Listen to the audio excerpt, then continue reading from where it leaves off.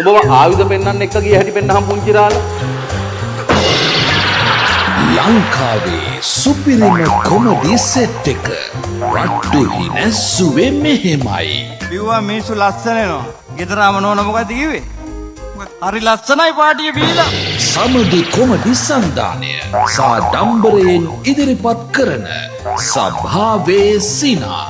කබරකෝෙක් මෙහෙම ලිඳ වට කරන් ඉන්නකොට දියබරියට ඇවිල්ලා පුළුවන් දෙයක කකුල කන්න. ඕකේ ලිඳට ගියේ නෑ. රටම හිනස්සපු සභාවේ සිනා ලෝකෙ හිනස්සන්නයි සූදානම.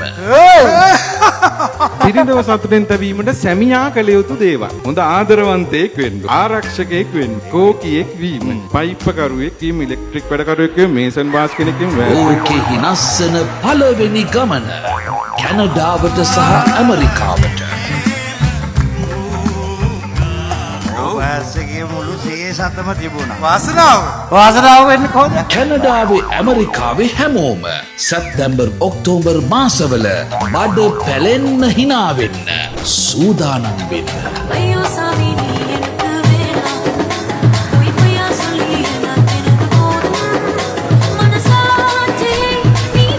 සභාවේ සිනා